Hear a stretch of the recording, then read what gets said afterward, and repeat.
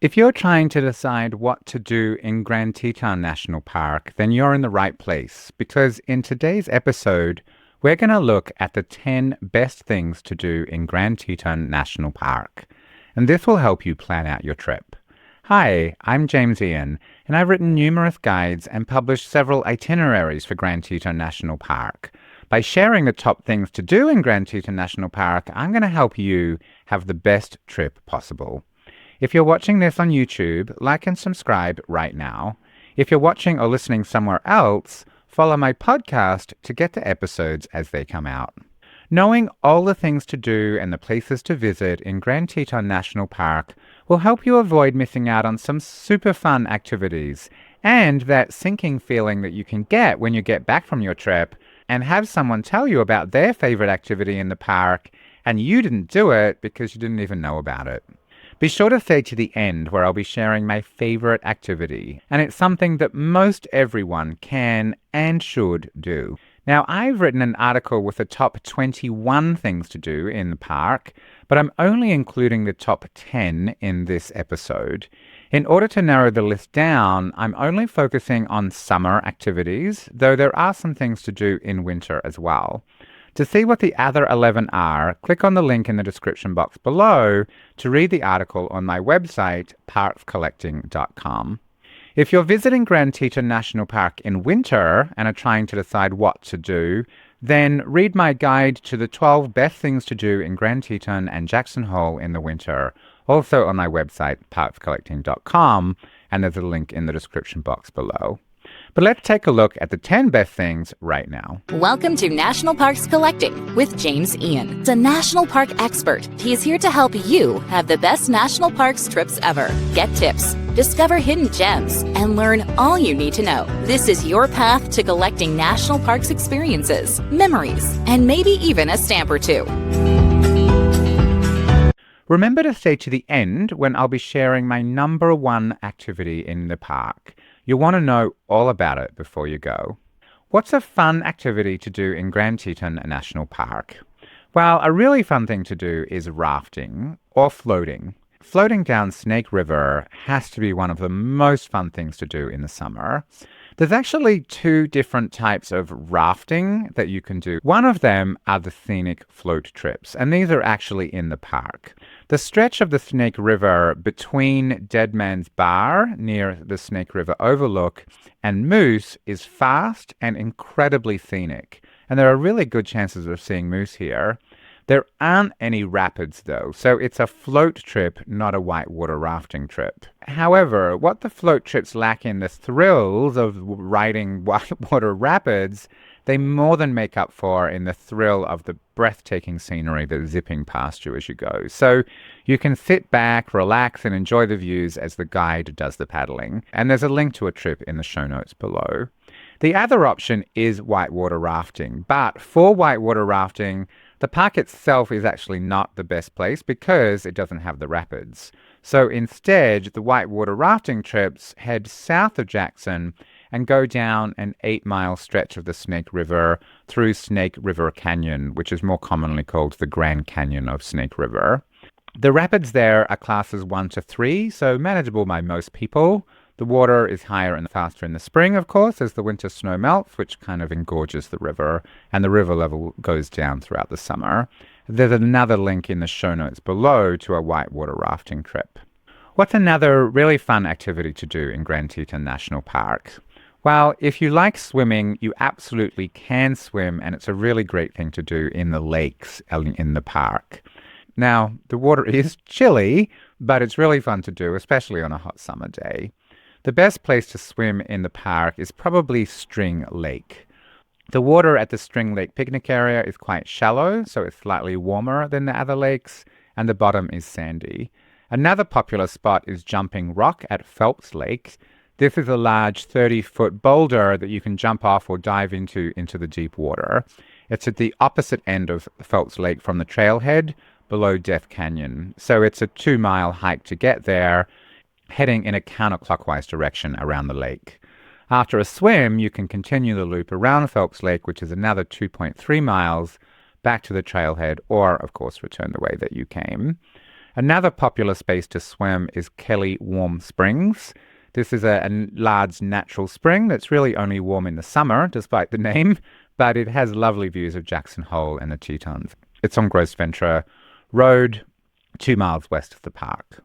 Not all of the best things to do in Grand Teton National Park are outdoors or involve expending lots of energy. National parks aren't known for great food, but there are a surprising number of great places to enjoy a meal and to drink in and around Grand Teton National Park, many with sensational views of the mountains. So dining out is another pick of my favorite things to do there. Top picks for dining out in the park include the Blue Heron Lounge in Jackson Lodge. This is a nice bar with casual dining, including an outdoor grill. There's also the Mural Room at Jackson Lake Lodge. The Mural Room is the lodge's flagship dining room, and there are floor-to-ceiling windows with views of the mountains. Just amazing. For something a little more casual, you can head to Dornan's Chuck Wagon. There you can enjoy authentic Western food that's served outdoors and undercover, and they have things like ribs and baked beans and mashed potatoes. It's only open in the summer. There's also Dornan's Pizza and Pasta Company in Moose, which has indoor and outdoor patio dining. They have a slightly longer season than the Chuck Wagon, so if you're there just off the season, then you've got more chance there. Another of the highlights is the dining room at Jenny Lake Lodge, and this is super fancy. They have gourmet meals there, silver service, reservations are required. For something a little more reasonably priced, a little more casual, you can head to the Peaks restaurant at Signal Mountain, and they have an outdoor patio with large windows from the inside where you can enjoy beautiful views over the mountains. There are others, but they're some of my favorites. Another really fun thing to do in Grand Teton National Park is to stay at a dude ranch. If this is your thing, you can experience the Wild Wild West in true fashion by staying at a ranch or a farm that caters to guests. So you can stay and experience various typical ranch activities such as horse riding, and you can kind of play at being a cowboy for a weekend.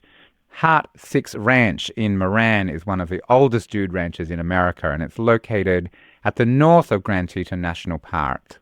There is a lodge there, a saloon, and a cafe, and you can go horse riding, fishing, and hunting in the summer, and snowmobiling and dog sledding in the winter. Rooms are modern with a kind of a rustic feel, as you would expect, and check the links in the show notes below to check availability and make a reservation.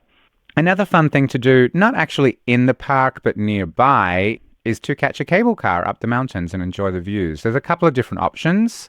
From the Jackson Hole Mountain Resort, there are 2 ways to go up into the mountains. The bottom stations for both of them are close to each other, and both have incredible views of Jackson Hole below.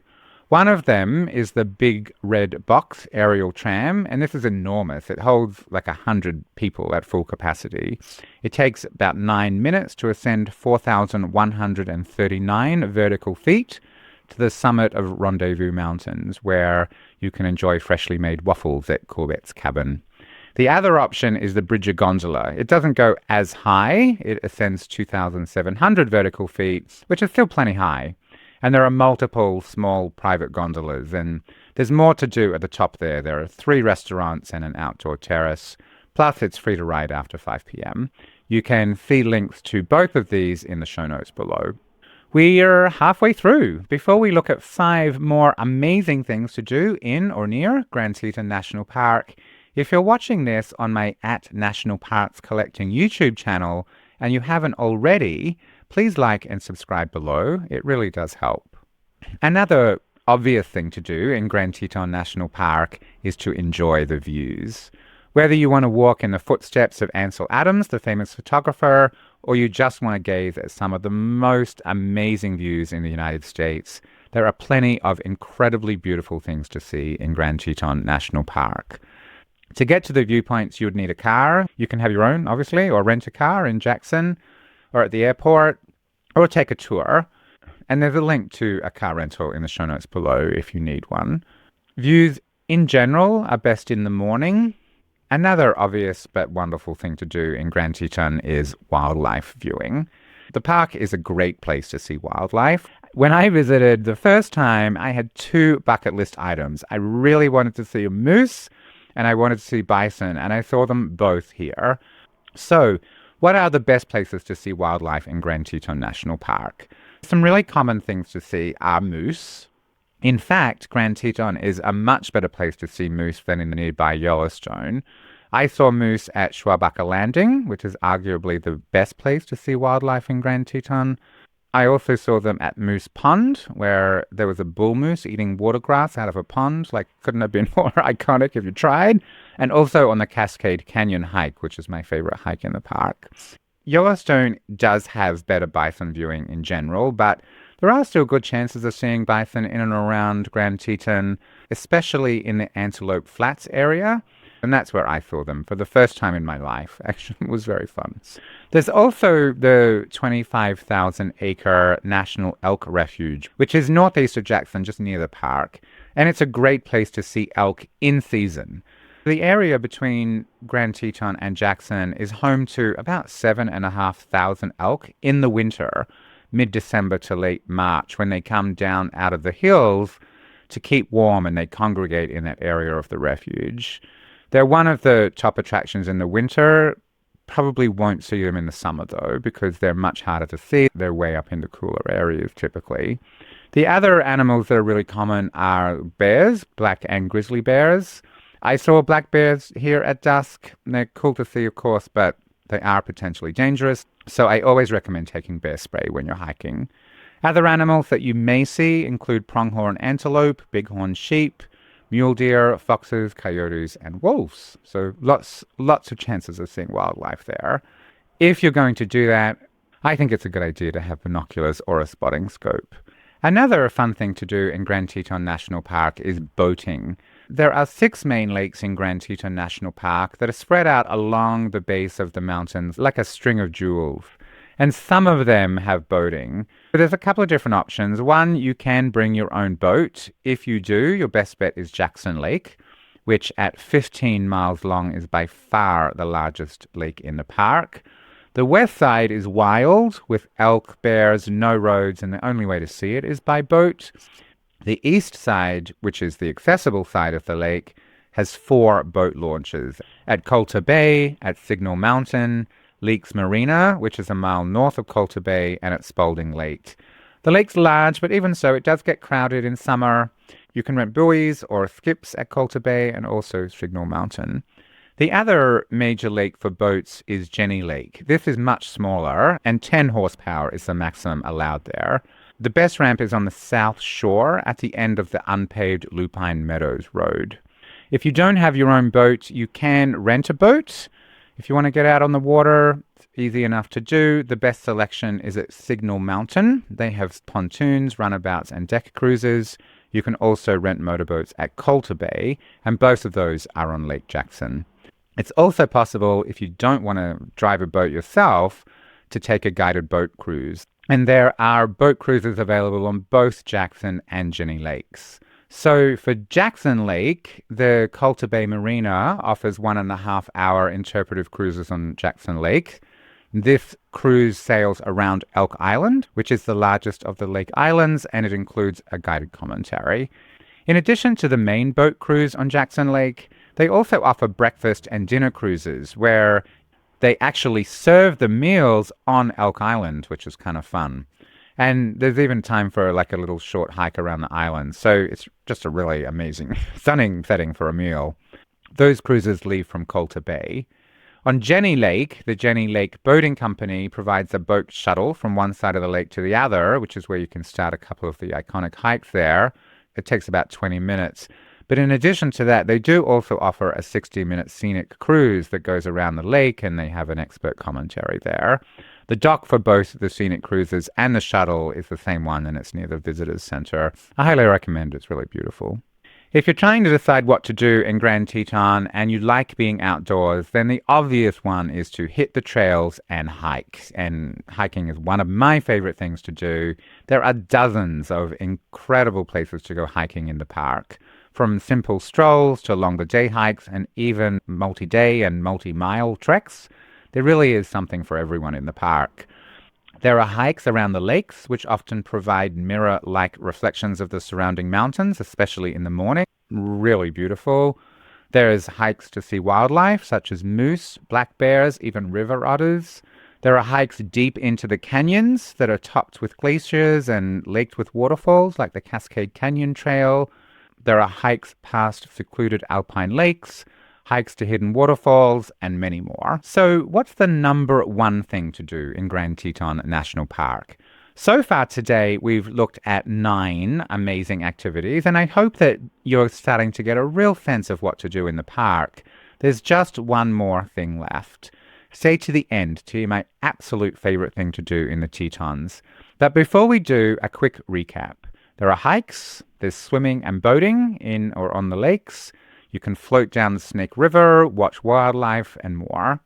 Now you may be thinking, this all sounds amazing, but how on earth do I coordinate all of those activities into an itinerary that makes the most sense for me and my family? You'll have realized by now that there's just a lot that goes into planning a trip to Grand Teton. There's so much to see and do, and although the park isn't that big, it is strung alongside the mountain range, so it's long and you need to drive between each main section. The main season is relatively short because it does snow a lot in winter, and the park is popular, so it can be really crowded. So timing is key, and it can be really difficult to know exactly what to do and when. This is why I created super detailed itineraries for Grand Teton National Park. There are 1, 2, and 3-day options. You can find a link to the Teton Itineraries page at the top of the description box below, but let's just take a quick look now. The itineraries include an overview of the park and some useful general information so that you're fully oriented to the park. And then there's a detailed schedule for each day. And then each activity is broken down into all the information that you need for your trip. There's hiking and driving descriptions and maps, alternate activities in the same part of the park if you're traveling with people who want to do different things. There's tips, timings, and more. Without this itinerary, people often find themselves struggling how to coordinate all of their time to be in the right place at the right time so that they're seeing and doing everything that they want in the time that they have available. The itineraries just help take away the overwhelm. You'll know exactly what to do and when and how to connect them all in a way that makes the most sense so that you're in the right place at the right time and you don't need to worry about missing out on the highlight of the park or stress about how to put everything together into a schedule that makes the most sense. Just follow a link in the show notes below. Now, as promised, what's my number one thing to do in Grand Teton National Park? My favorite thing to do in the park is the Scenic Loop drives. There's a 42-mile loop that takes you around virtually all of the park's most popular scenic attractions. It's really one of the country's most iconic drives. Some of the highlights, and there are many, include the Jenny Lake Loop Drive. This is its own little mini loop drive off the main loop drive. There are frequent turnouts there with views of the mountains, with views of the lake. It's really beautiful. There's also Jackson Lake Overlook. This is near the top of Signal Mountain. It has a breathtaking view of the lake and the mountains from a slightly elevated vantage point. There's Oxbow Bend, which is a bend in the river, and early in the morning on a clear day provides mirror reflections of the mountains with this big bend in the river in the foreground. It's so lovely. There's also Snake River Overlook. This is where Ansel Adams took his most famous photos of the Tetons. Again, it's one of the most beautiful places in the park. There's Schwabacher Landing. This is one of the best places to see moose and other wildlife. You can often see the moose drinking in the shallow water framed by the mountains behind with the reflection below. Also very amazing. And then Mormon Row. So there are 2 barns, the Molten Barns. These are probably the most famous things to see at the park, other than the mountains. They're historic barns and really nice. They provide a foreground with a more panoramic distant view of the mountains behind. The full loop road is typically open from May through October. The rest of the year, one half of the loop is closed to regular traffic. If you want help planning your trip, check the links in the description box below. There's a bunch of planning and booking resources there that you can use to plan and book your trip. And keep watching my videos to get even more help so that you can have the best national parks vacation ever. And if you want to get notified about the next episode, subscribe and click below.